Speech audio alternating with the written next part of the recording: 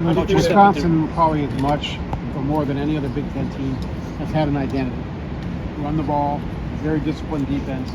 I know you want to build on what Wisconsin's done. How different will Wisconsin look now? It'll look different. There's no doubt. But my true belief is it won't be as far from what it always has been as it looks.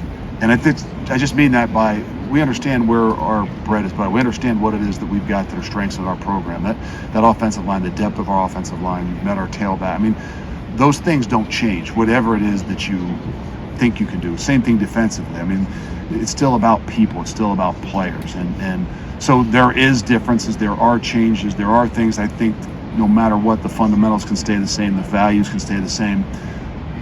But it's obviously an evolution of things that we're doing as well. And intelligent people find a way to be successful. And if it means that someday you had to go back and revert back to win a game based on whatever the situation, I promise you that not only me or Phil or whoever understands and will be able to do what's best for us. Your coordinator, I mean, he's coordinated places where they throw the ball a lot. I mean, it's been successful. Can Wisconsin be a throw it 40 times a game? If they can catch it and they can throw it, and it can open up more lanes to run the football. Yeah, I think that no matter what, whether you're a pound-it team, and you could probably stand up here and ask Coach Chris, well, you're an offensive guy and you guys have done this, what would you really want? And he would say, I want balance. And then you could ask me or Phil, and you could say, you're an air raid guy, and what is it that you really want? I want balance. We both want the same things. We just go about them in different ways, or they both go the same things and just go about them in different ways. And in order to be successful, you've got to have balance. You can't be one-dimensional.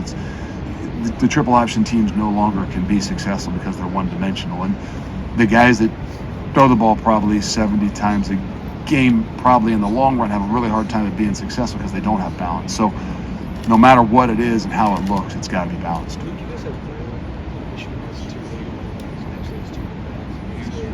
What is it about this league? This is big dump that it seems like the weather. What is it about this league that the running back renaissance is alive and well with the NFL seemingly doing it? We also have Ches Malusi. I think we've got a 1-2 punch that can be coupled with anybody in the country. And I don't think it is. I would say if you ask NFL guys too, that yes, throwing becomes a lot more important. But when it comes down to it, the teams are going to win the championship in that league got to be able to run the football too. I just think the uniqueness of where's the best players in high schools playing, right? I mean, they're a tailback, they're a quarterback, there's some version of a running back, and there just happens to be a greater number of those guys out there that can play at that position. I think that the uniqueness of the Big Ten is it still has that connotation that I think some of the better ones out of high schools would say, hey, that's where we're going to go because they run the football and they pound the football and they're going to put an emphasis on that. I might say it's a little bit more of, hey, I want to go there because look at those guys up front. Look at those, what they put into those guys up front and what's going to give me an opportunity, whether I carry it 30 times or 18 times. 130 yards or 140 yards or 150 yards, it's still 150 yards, whether you carried it 37 times or you carried it 18 times. It's still about finding ways to gain yards, maybe not having to do it with 35 carries. Coach, I promised an easy question to you when I saw you. What's it like to be here today? I mean, coach in the Big Ten again, but to be here at Media Days, reflect on this, think how special these jobs are to have in the Big Ten and who represent Wisconsin. Well, I never thought about it, to be honest with you. I mean, you jump right into things, you make a decision, you go, and today was probably the first day when I walked in. It became a little bit surreal, like just kind of to look around and to say, like, wow, has this almost come full circle? And I don't mean like, I know the opportunities I had in the past were not the same, at that time that, those 8 months. But to kind of come full circle, and, it was one of those things where I looked around and I realized how much it's grown, how big it is.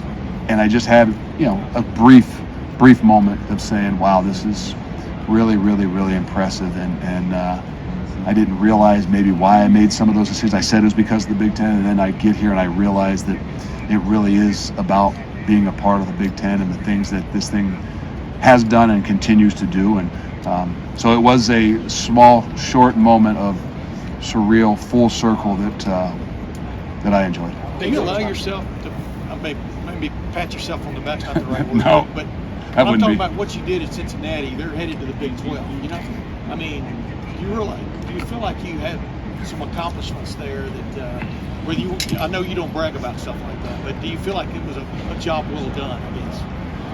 I do. I do. I mean, you know, it's hard to leave, and I love the place. And my son's still there. He still plays there. I will be the biggest fan rooting for him. You know, but it is. There's a lot of things that we did that we are really, really proud of, and not just the winning, but even the development of a culture, the development of guys that have an opportunity not just to play at the next level, but to go on and do something even different with their life. And that's what's so special, and that's what's hard to leave, to be quite honest with you.